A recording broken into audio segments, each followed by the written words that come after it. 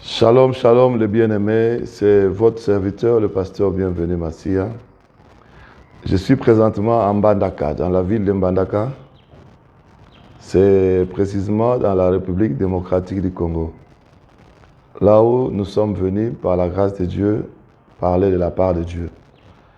C'est-à-dire, il y a plus ou moins 6 mois, nous avons bâti une église ici. Dieu a fait grâce qu'il y ait une mesure élevée de grâce dans cette église. Et puis, il y a tellement de frères et sœurs qui ont accepté de se dépouiller, d'entrer dans la sainte doctrine. Et cela a déclenché une sorte de réveil dans la ville, dans la contrée. Et subitement, il y a eu des attaques extraordinaires. Il y a plus de 30 ans que je fais l'œuvre de Dieu, je n'ai jamais vu des attaques comme ça. Ils sont attaqués. On vient vandaliser l'église. On vient voler l'installation d'électricité à l'église. On vient voler les accessoires de l'église. L'autre fois, ils sont venus voler des tôles qui étaient comme en train de constituer une toilette. Ils sont venus voler ça. Et ils sont allés plus loin. Dans la maison dans laquelle le frère et sœur habitent.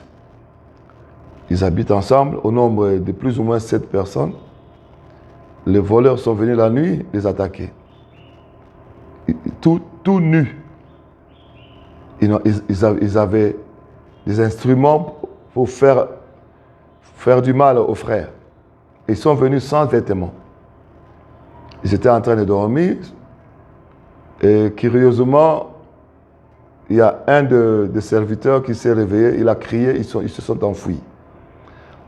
On a réfléchi, moi j'étais encore en Belgique, nous avons réfléchi, longtemps réfléchi, comment on peut venir voler sans vêtements.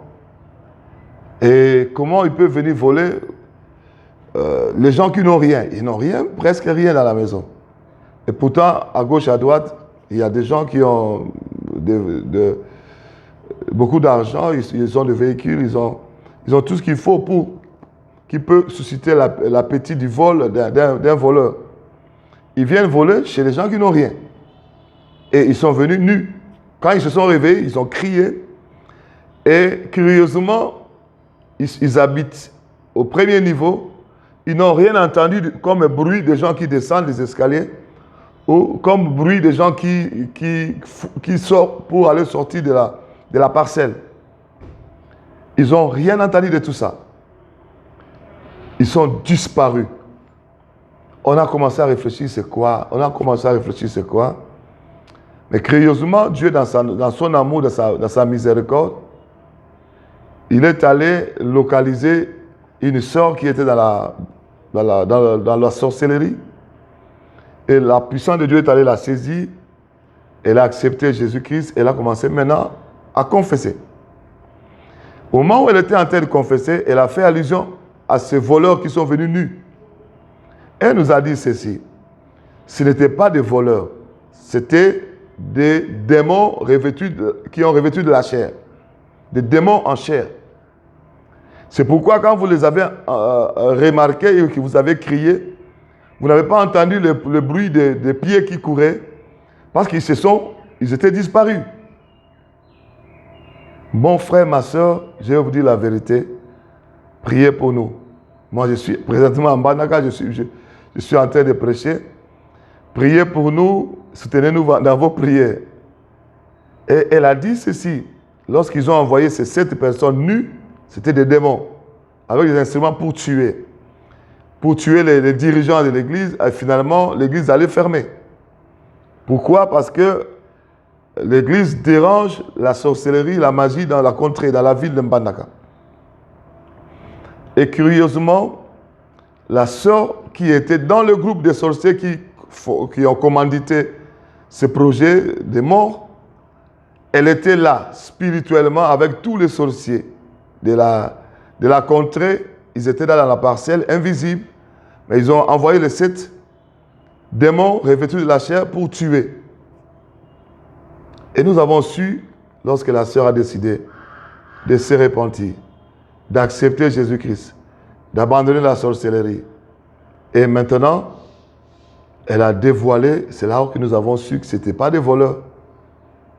Et ils ont pris un sac. Il y a un frère qui a 17 ans qui s'apprêtait à reprendre les études. Ils ont pris son sac, ils ont fait caca dedans. Ils ont jeté. C'est alors que nous avons compris, non, ça, ce n'est pas des voleurs. C'était un très bon sac. Ils pouvaient vendre, gagner l'argent. Ils ont fait caca, ils ont jeté. J'ai vu la sorcellerie dans le monde entier, là où je suis allé évangéliser. Mais cette sorcellerie de Mbandaka, là, c'est un peu à part. Et mais nous croyons que Jésus-Christ est plus fort que la sorcellerie de Mbandaka. Et nous croyons à vos prières, soutenez-nous. La sainte doctrine doit s'imposer ici. Jésus-Christ doit régner dans cette ville. Et on va vous faire encore d'autres vidéos. Avant de faire la délivrance, j'allais oublier. Avant de faire la délivrance de la sœur qui voulait quitter la confrérie des sorciers, j'étais ici même, dans cet hôtel, assis sur la chaise. J'ai entendu comme une bombe. Boum!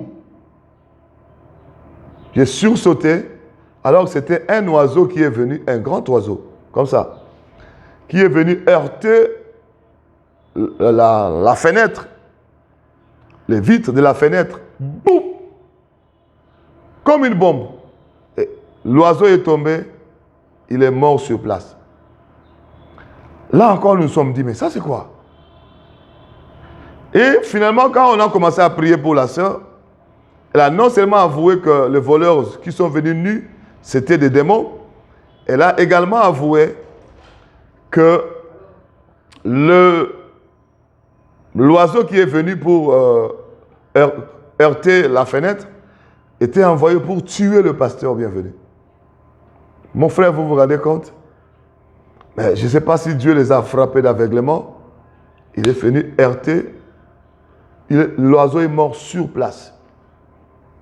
Et après, la sœur qui était dans la sorcellerie et qui est maintenant devenue une sœur en Christ a témoigné que ce n'était pas un oiseau, c'était un envoyé pour tuer le pasteur bienvenu. Mon frère, ma sœur, c'est ça la mission. Nous sommes aussi en train d'écrire notre acte des apôtres. Hein. Nous n'avons pas peur. L'Église n'a pas peur. Nous continuons à croire que Jésus-Christ est avec nous. Et celui qui nous tient dans sa main s'appelle le roi des rois, le Seigneur des seigneurs.